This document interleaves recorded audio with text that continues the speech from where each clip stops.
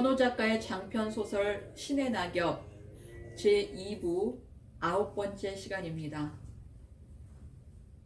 11월 3일 금요일 밤새도록 신혈과 오한에 시달리다가 이제 겨우 정신을 차리고 일어나 앉았다. 불과 2주 앞으로 다가온 학력고사를 앞두고 연일 밤잠을 설쳐가며 무리하게 공부를 한 탓으로 몸살이 났던가 보다. 아직도 전신에 다소의 불쾌감이 남아있긴 하지만 곧 완쾌되리라 믿고 등교를 준비하기 전에 어제 적지 못한 일기부터 적는다. 오후 수업에 들어가면서부터 신혈에 시달리기 시작한 나는 수업을 마치고 기숙사로 돌아오는 길로 정신을 잃고 쓰러지고 말았다. 그랬다가 잠깐 정신을 차렸을 때는 저녁 자습 시간인 듯 멀리서 더듬더듬 아이들의 책 읽는 소리가 창밖의 풀벌레 소리와 어울려 간간히 들려오고 있었다. 내가 누워있는 곳은 내 방, 내 잠자리가 아니고 의무실 침대 위인 것 같았다. 나는 그 침대 위에 누운 채로 아물거리기만 하는 정신을 가다듬으려고 혼자 애를 쓰고 있었다. 그때 두런두런 이야기 소리가 들려왔다. 저기 저 낙엽들을 좀 보십시오. 어머, 어느새 저렇게나 많이 쌓였네요. 내가 누워있는 맞은편 창가에서 들려오는 이야기 소리. 그것은 우혁과 정희가 주고받는 이야기 소리였다. 정희는 매일 들르다시피 하므로 평소처럼 들렀다가 내가 쓰러진 것을 보고는 돌아가지 못하고 있었을 것이고, 우혁은 내가 정신을 잃고 쓰러지자 사감 선생님이 연락을 취하여 부랴부랴 달려왔을 것이었다. 그리하여 그들 두 사람은 내가 인사를 시켜줄 때까지 기다릴 것도 없이 자연스럽게 인사를 나누고 함께 내 병상을 지키고 있는 중에 있으리라. 두 사람의 대화는 계속되고 있었다. 어느 시인이 읊었죠. 뭐라고요? 낙엽은 낙엽끼리 모여 산다고 말입니다. 아, 나는 다시 정신을 잃고 말았다. 그들의 이야기 소리를 더 들어보기 위해 정신을 잃지 않으려고 안간힘을 다 써보았지만 되지 않았다. 그 다음은 꿈이었다. 나는 혼자 어떤 숲속을 산책하고 있었다. 보통의 숲과는 아주 다른 숲이었다. 나무는 나무들대로, 풀은 풀들대로 낮은 가지에서는 잎과 꽃이 피고 높은 가지에서는 열매가 맺히거나 단풍이 물들고 더 낮은 가지에서는 파랗게 물이 오르고 더 높은 가지에서는 하얗게 설화가 피고 그리하여 그 가지들이 서로 얽히고 설키어 언제 어디서나 봄, 여름, 가을, 겨울이 동시에 상존하는 그런 숲이었다. 숲속의 바람은 향기였고 모든 소리는 음악이었으며 모든 움직임은 춤이었고 모든 빛은 생명 바로 그 자체였다. 그러나 아무리 말해도 말로서는 그 경이로움을 다 말할 수 없는 참으로 아름다운 숲이었다. 나는 그 숲속을 혼자 산책하며 이런 경이로움을 두고 나 혼자 바라볼 수밖에 없음을 못내 아쉬워하고 있었다. 그런데 그때 숲속 깊은 곳으로부터 은은하게 울려오는 맑고 고요한 메아리가 있었다. 그때의 눈먼 자의 눈이 밝을 것이며 귀먼 자의 귀가 열릴 것이며 그것은 정의의 목소리였다. 정의의 목소리가 메아리가 되어 울려오고 있었다. 그녀가 숲속 어디엔가 숨어 있음이 아니겠는가.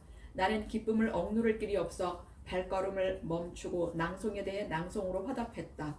그때 저는 자는 사슴같이 뛸 것이며 말 못하는 자의 혀는 새처럼 노래하리니. 오, 허빈씨! 메아리는 금방 내 목소리를 알아들었다. 정희씨, 어디 계십니까, 정희씨? 나는 메아리의 소재를 찾아 사방을 두리번거렸다. 숲을 헤치고 한 소녀가 걸어나오고 있었다. 우아한 자태, 화려한 옷차림, 미소 짓는 얼굴, 황홀한 눈빛, 신비를 간직한 입술. 숲속의 모든 아름다움보다도 더 아름다운 소녀. 소녀는 정녕 인간이 아니라 신의 계집, 하늘나라의 천사, 숲속의 요정인지도 몰랐다. 오, 아름다운 소녀, 오, 사랑스러운 소녀. 내 입에서는 나도 모르게 감탄의 소리가 터져 나왔다. 나는 홀린 듯이 취한 듯이 소녀를 바라보고 있었고 소녀는 신비경을 바라보는 듯이 숭배자를 우러러보는 듯이 나를 바라보고 있었다.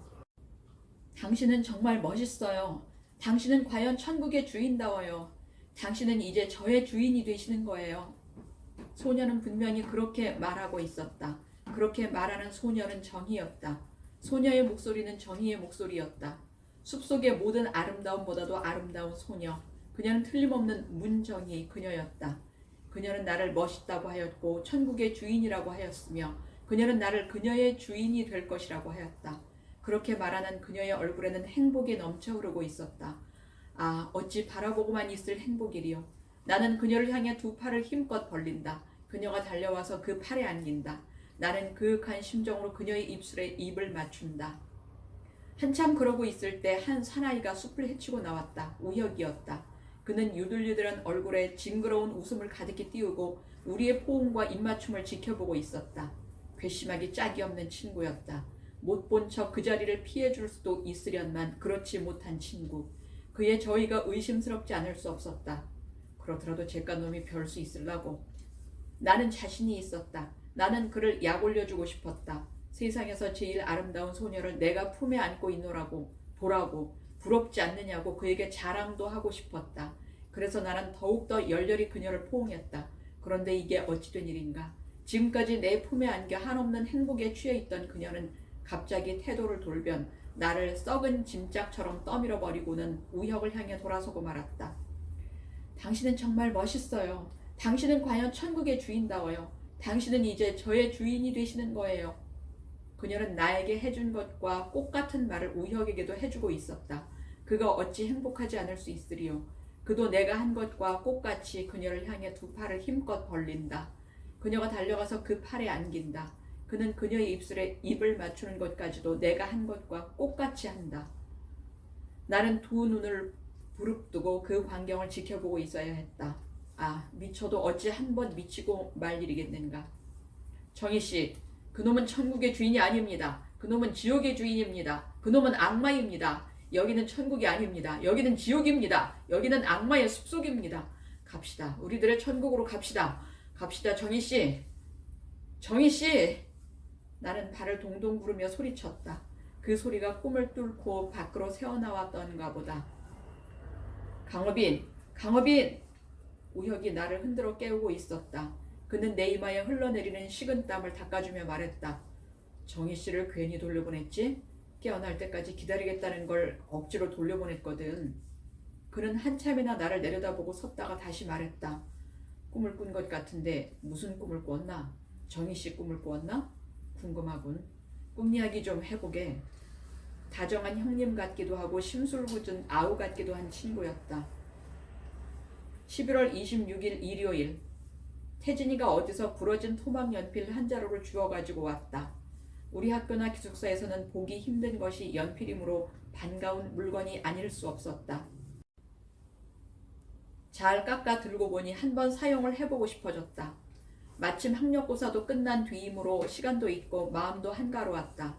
종이를 찾아 책상 위에 펼쳐놓고 무엇을 할까 생각해보았다. 그림을 그리고 싶었다. 붓은 아니지만 그래도 한번 그려보고 싶었다. 그러나 사감 선생님의 당부가 있지 않은가. 나는 연필을 놓고 방안을 한참 동안이나 왔다 갔다 서성거렸다. 그러나 아무리 이를 악물고 애를 써봐도 한 번 일기 시작한 충동은 좀처럼 가라앉지 않았다. 나는 다시 책상 앞으로 가서 연필을 붙잡고 앉았다. 그리고 그릴 대상을 찾아보았다. 그리고 싶기로 말하면 정희의 얼굴을 꼭 한번 그려보고 싶었다. 그러나 본 적이 없는 얼굴, 어떻게 생겼는지 알지 못하는 얼굴, 그 얼굴을 어떻게 그릴 수 있겠더란 말인가.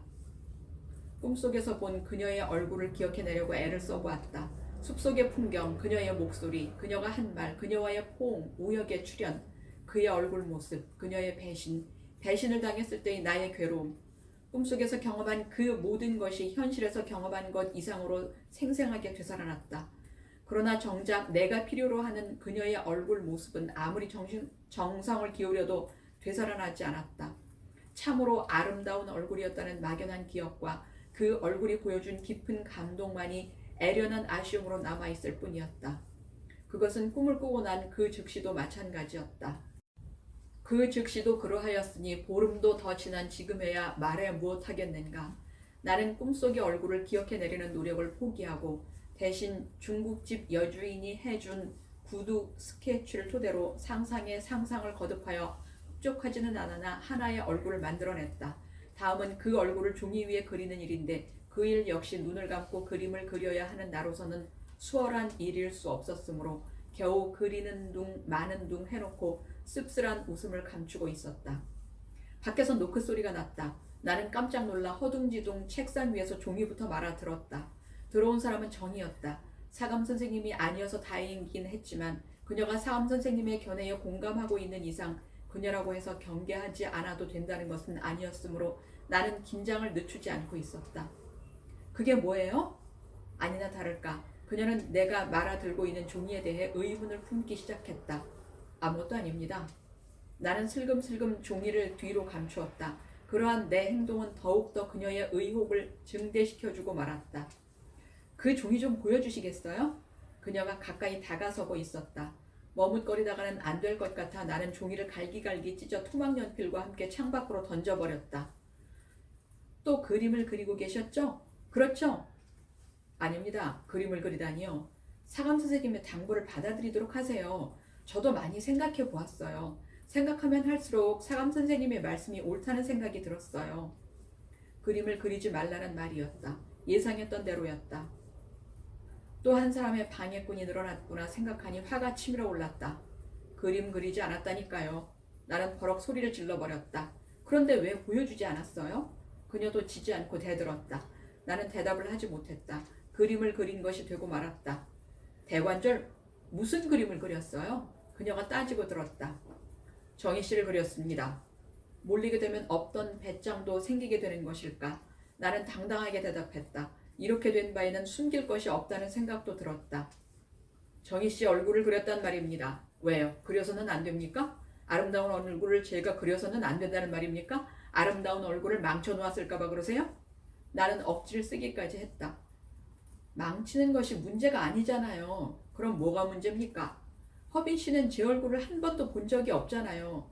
설사 그림을 그릴 수 있다 하더라도 보지 못한 얼굴을 어떻게 그린단 말이에요? 보았으니까 그렸죠. 제 얼굴을 보았다고요? 네, 보았습니다. 내 이 두 눈으로 똑똑히 보았습니다. 나는 영원히 못 보지 않습니다. 나는 때때로 봅니다. 무슨 말씀을 하시는 거예요, 허빈 씨? 그녀는 어리둥절하지 않을 수 없었으리라. 나는 내 말에 스스로 도취되어 말했다. 정희 씨 꿈속에서는 내가 눈을 보더라고 했죠? 네, 그랬어요. 그렇습니다. 나는 꿈속에서는 눈을 봅니다. 정희 씨 꿈속에서만이 아니라 내 꿈속에서도 나는 눈을 봅니다. 꿈속에서만은 나는 맹인이 아닙니다.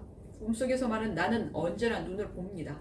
나는 꿈속에서 정희 씨를 보았습니다. 그 자태도, 옷차림도, 얼굴 모습도, 미소도, 눈동자와 그 눈빛까지도 나는 분명히 보았습니다. 어머, 정말이세요, 허빈 씨? 그녀는 그만 말문이 막히고 말았다. 그 무슨 슬픔이 아니면 그 무슨 기쁨이 그녀의 말문을 막아버렸는지는 알 수 없었다. 그녀는 말문이 막혀 섰다가 생각난 듯 밖으로 달려나갔다. 던져버린 종이 조각들을 주워보기 위해 나갔던 것보다 한참 만에 돌아온 그녀는 종이 조각들이 이미 바람에 다 날려가 버리고 없더라면서 무척이나 애석해하고 있었다. 그런 거라면 제게 좀 보여주시지 그랬어요. 내가 그린 그림, 내가 그린 그녀의 얼굴, 내가 본 그녀의 얼굴이 못 견디게 보고 싶은 그녀였다. 제 얼굴이 어떠했어요? 그녀는 아무래도 궁금해서 못 견디겠는가 보았다. 나는 풀이 죽지 않을 수 없었다. 글쎄요, 그게 이상한 일입니다. 이상한 일이라니요? 꿈속에서 보기는 분명히 보았는데 생각이 나지 않으니 말입니다. 그것도 꿈속에서 본 모든 것이 생생하게 생각이 나는데 정희 씨 얼굴만 생각이 나지 않으니 말입니다. 정희 씨 얼굴만 잊어버리고 말았단 말입니다. 전혀 아무것도 생각나지 않으세요? 지푸라기라도 잡아보고 싶은 그녀인지 몰랐다. 무척 아름다운 얼굴이었다는 것과 그 얼굴을 바라보았을 때 받은 감동만 남아있을 뿐입니다. 그런데 어떻게 그림을 그렸어요? 그 감동을 살려서 상상을 한 것이지요. 상상을 해서 그림을 그렸던 것입니다. 네, 그랬었군요. 그녀는 맥이 빠지지 않을 수 없다는 것 같았다.